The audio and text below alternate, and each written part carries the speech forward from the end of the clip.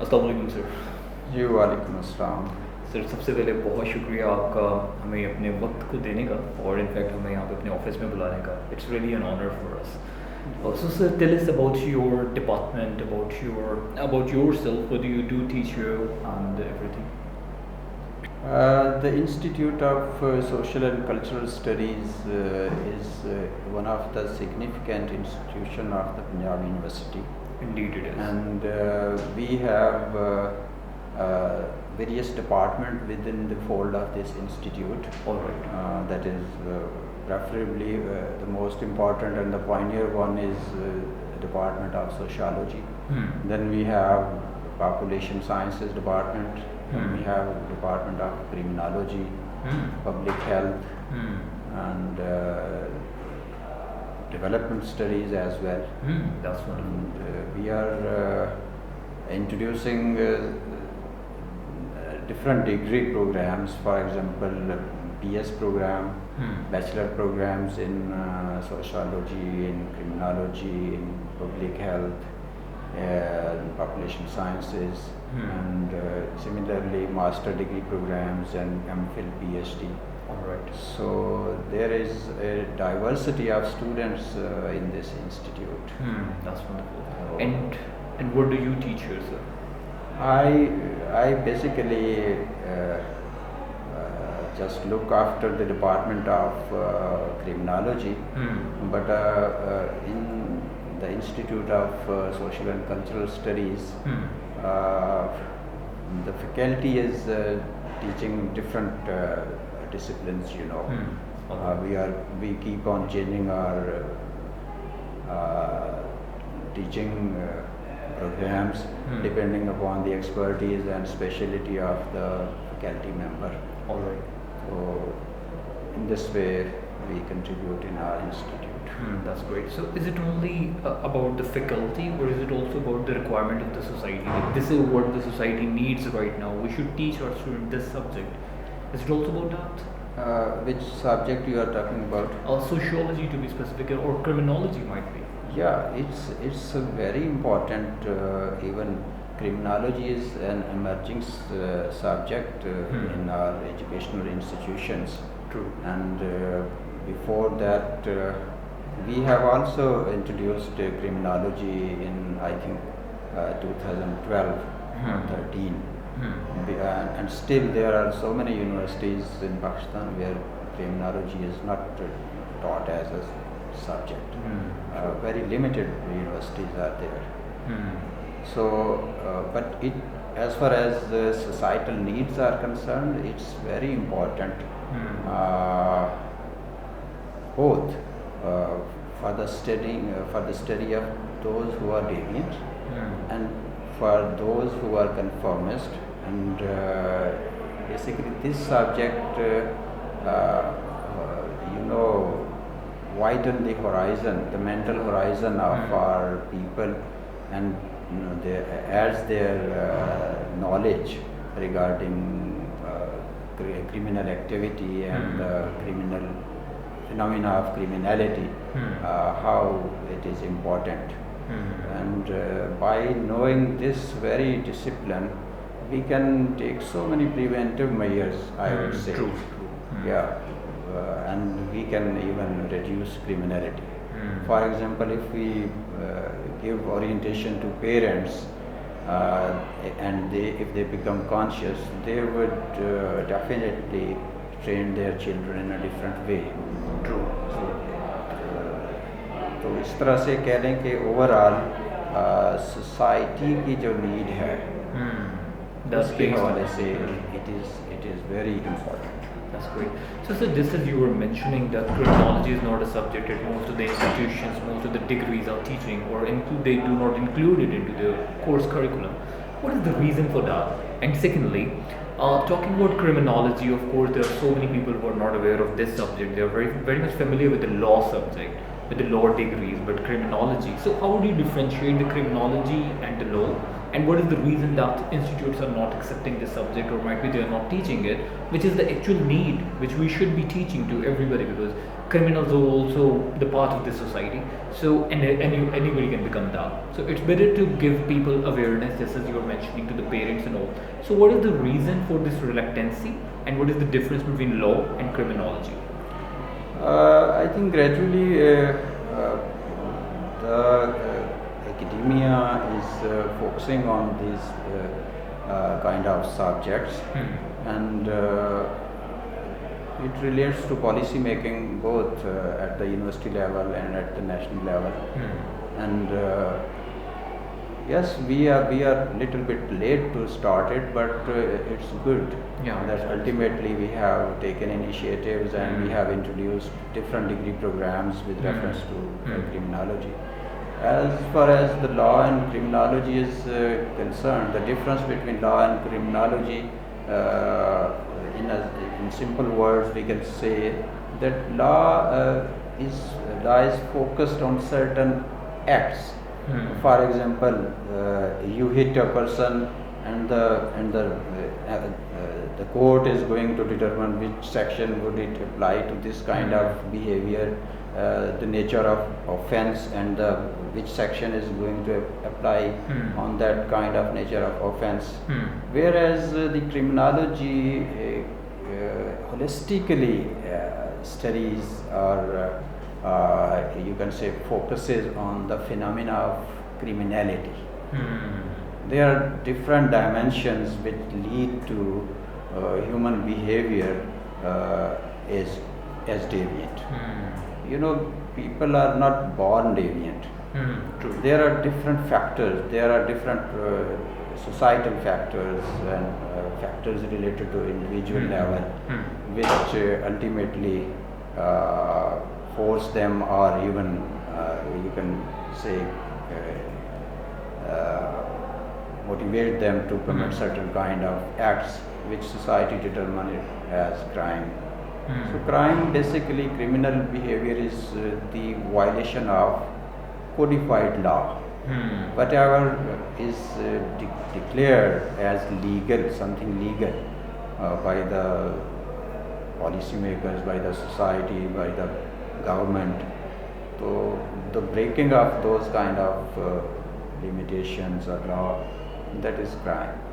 So crime is a little bit different from deviant behavior. For example, to differentiate, we may be deviant as well. There is a general saying that all criminals are deviant, but maybe all deviants are not criminals. This is, for example, maybe we are told that we shouldn't speak lies, we should speak truth. For example, maybe sometimes we don't speak truth. Maybe me and you are sometimes violators of traffic laws, but we were not caught and we were not punished. We were deviant, but there is an element that puts you. Yeah, so it means the law covers whenever they have caught you. So if they have not caught you, so at that moment we are considered. Technically speaking, basically it is the behavior. For example, any behavior which violates law, that's a criminal behavior. Yes, true. But irrespective of the fact whether you were caught over there or not, so that is a kind of crime. But when we talk about deviance, the deviance is sometimes we are not following the norms and values of a society. True. Yeah. So criminology is the extreme side of the society, and then there is another, the soft side of the society, which is the sociology. How do you see that, and what's your definition, and what exactly we are covering over here in this department? Yeah, it's basically sociology, is more concerned with human behavior, whatever may be the nature of that behavior. And it definitely individual group relationship, how groups behave, how groups group dynamics are changing, culture and traditions and norms, values, There are so many dimensions to study that kind of behavior, and criminology is one dimension that is focused on deviant behavior. All right. So, like all specifically talking about the sociology, we have this separate department, and there are few students, of course. I mean, these students are more like the peanuts that we have in. So, in this department, of course, because there are so many degrees, there are so many other departments as well. Why don't we make an effort and make this sociology subject as a compulsory subject for all the fields? Doesn't matter which degree you are doing, even in the metric, even in the O levels, A levels. If you are doing that in Pakistan, you have to bear in this system as well. So why are we a bit reluctant on adopting this system, and why we see these social norms which are going toward the negative side? So we need to work on that. Government needs to work on that. Institutions need to work on that. People like you who have the exposure who need to work on that. So why it doesn't become the real necessary element of the education system? Yeah, it's a good question, but if you observe, I think in most of the universities and colleges, this aspect is going to be addressed. For example, now even I will share with you the people who are studying basically in mathematics department, who are doing MSc in mathematics or BS in mathematics, they are also studying sociology. Okay. Similarly, the people in the corporate sector, even who are doing their engineering degrees or medical degrees, they are also studying sociology. Okay. This is because you have to live in a society, you have to live in a group life, and I think that is very necessary that we should be very well aware of the facts that how we are supposed to behave in certain kind of situations.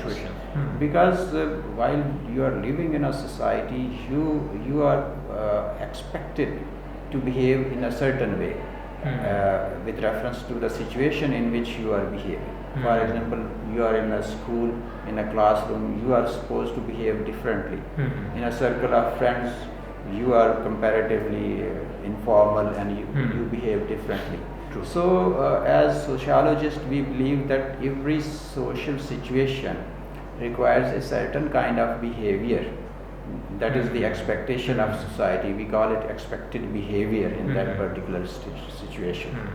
So, that is necessary for everybody, for even those who are working in the corporate sector, for those who are working with machines even. But they are human beings who are working over there. And we all have our families as well. Because while we are in families, we will know, by studying sociology, we will know what are the social dynamics which influence our nature of relationships. So that is why it is gradually it is spreading, and I would like to share with you that even at the undergrad degree programs, very shortly this very subject is going to be part of the curriculum. That's wonderful, because it needs to be, sir. It needs to be. For instance, like if I ask you another question, sir, do you think that we as a nation are socially strong? Yeah, as a nation, as we observe, definitely we have some problems as well. But compared with it, because this strongness varies from society to society, and there are certain factors which influence this level of strongness. As far as strongness in what, I don't know in what perspective you are talking about. If you are talking about in terms of integration, yes, we are integrated society, and there are certain values which we don't like to break because of our societal pressure, and we want to uphold those values. So again, for example, we have a religious ideology, we have our own culture, and these are basically the forces that shape our life, that shape our behavior, and we keep on transforming our generations and transmitting it to our generations, and comparatively that's true. But again, I would say it depends from society to society. Uh, you know, the practicing of these values is not always 100%. Yeah, of course it can't be. Yeah. Even in the developed countries. Yeah. That's true. So there is always an element of criminality in each and every society. Its level may be varied from society to society, but as far as the integration is concerned, at different stages, when it comes to our external threats, then we are a very united nation. So, sir, just as you were mentioning that we are very much involved into the generation involvement, generation formation and all. So, what do you think how this child development is going on? What exactly are the values that we are giving to the next generation, and how can we give the best values which they must admire later on when they become the youth, when they will be in the power, they should appreciate us. So, what are the values that we can transfer to them, and how exactly we are working on the child development? When we talk about child development, so I remember one of the quotation of William Wordsworth. I think that is probably from his poem entitled as Rainbow or My Heart Leaps Up. So in that poem he quoted a line that a child is the father of man. What does it mean? It means that the environment, that the behavioral shaping, that the way you are taming your children, that will become the part of their personality. True. So, child is father of the nation because whatever we are going to inculcate in the personality of an individual, of a child, that's he is going to reflect, that's he is going to exhibit in the later on life. So it is very important. The early childhood, the phase of childhood is one of the very much significant phase of everyone's life, because this is the phase where most of the trajectories develop. This is the phase where our psychological, social and biological development takes place. True. So if we come to the sociological development, so that is most important, because that is not only important for the individual concerned, but it is important as the society, for the society as a whole. Because society, that is a larger group of individuals. So the child is very much important for every society, because they are the nurseries, they are the youngsters who have to take over our positions, and so it is very important. And the kind of values we are going to inculcate among the youngsters, definitely they will demonstrate those values in their lives, and this will keep on passing on generation to generation, as we have experienced in our lives. So but irony is that most of the people they are not they are not aware of the fact that how much important is this the process of child development. Indeed. Yeah, the irony is that they are the adults who are supposed to take care their youngsters, their children. But in fact, they are the elders, they are the adults as well, who, uh, misuse or abuse children. This is because they are vulnerable. The children are vulnerable. True.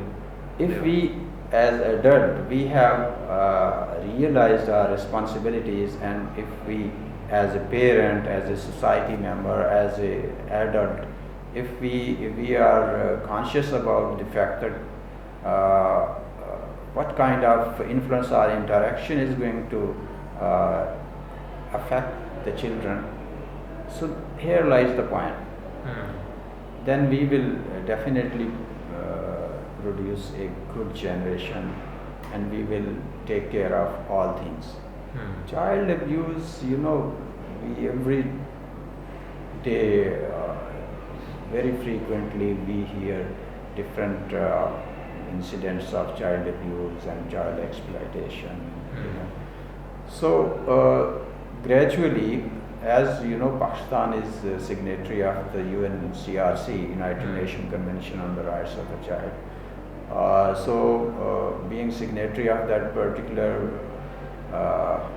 convention, Pakistan is supposed to follow its guidelines, and that has been incorporated in our legislation. And we have different child-friendly policies. Previously, during Musharraf regime, I think we have witnessed certain forums at district level, provincial level, and national level. National Council for Child Welfare and Development, Provincial Council, then we had at district level. But unfortunately that could not be institutionalized, and so government still need to focus on this very important aspect of child development. And I think in this context, we as teachers, as parents, we should know the significance of childhood, the significance and sensitivity of that particular phase of life, so that we can train better generation. Very good. So, sir, just as you were saying that government should put some of more effort into this field, so the child development thing should get stronger, and we should have the child development in a very better or perfect way. But now, what do you think? What are the elements? From where do we have to take a start? What are the things on which we need to work on right away, which is the right essential that this should be done quite soon, as soon as possible might be? I think at first we should sensitize our adult segment of population, whether they are parents, whether they are as individual, because unless we train parents, unless we sensitize parents that what kind of your behavior is going to have what kind of influence upon their children, that is very important thing. True. Because families are the very basic institution of socialization and training and grooming of our youngsters.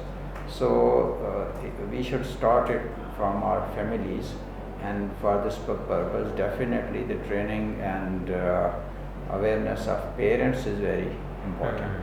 True. So they can assume they can train their children in a better way. For example, if the parents are not aware of the fact that their internal disputes, their internal family, shouting, or even family disputes, for example, husband and wife, in a not in a good relationship. Maybe even their talking harshly may influence very adversely to the children. Even they are not part of that particular dispute, but even the witnessing of that very dispute is going to negatively influence their personality. So if the parents are very well aware of the fact that such kind of disputes or harsh discussion may negatively or adversely influence the personality of the children, then they will avoid and they will adopt protective measures and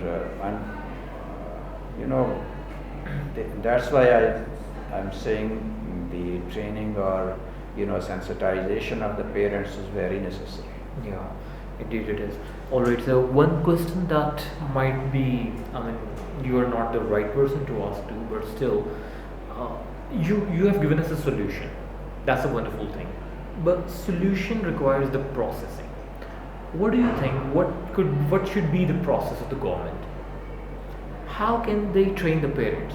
How is that possible? Because that is so true that we have got trainings about engineering, about mathematics, about so many things, but the parenting thing is still something which is missing in our everywhere, society, education, everywhere it's missing. Nobody wants to learn about parenting. Everybody believes we know it already. So how government can initiate this thing? See, for example, we have a slogan in our schools, "Maar nahi pyar." Exactly, we do have it. It has a very, very much psychological implications. And we are training and we are sensitizing our teacher community that the corporal punishment should be avoided because it has adverse implications for the children. So this is what we are doing in our educational institutions. As far as the training of the parents is concerned, you may train it through media. You may train it through non-governmental organizations. Government may devise a policy to create a sort of awareness campaign may be launched. There are certain countries who has formed certain rules regarding child rights.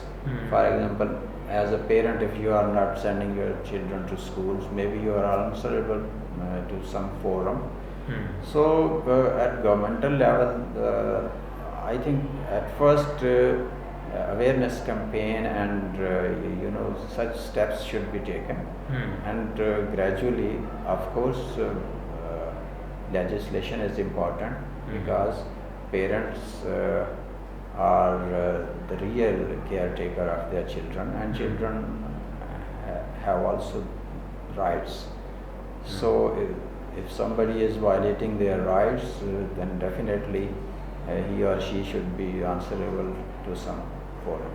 So by taking such measures, I think gradually we can initiate and sensitize our masses regarding protection and rights of children. Very good. So, sir, at the end, any message for the parents, or might be for the youngsters who are going to become the parent quite soon? I think for the parents, I would like to say that this is not the era where we can socialize our children with strictness, with stick. This is the era of information, the flow of information. So to equip your children with good qualities, you need to create a sort of friendship with your children, so that unless you are minimizing the what we call it social distancing, as long as you minimize the social distance between your children and you create an atmosphere of friendship, I'm sure the children will tell you everything about their activities. True. So that will create a good impact both for the students, for the children, and for the parents as well. And as far as children are concerned, I would like to advise them that they should always seek guidance from their parents, from their family members, and from those who in whom they have a certain kind of trust. Indeed. Well, sir, thank you so very much for giving us your precious time and sharing your worth listening to thoughts. So it was really an honor to meet you, to have this conversation with you, sir. Thank you. Thank you very much, and take care. Allah Hafiz.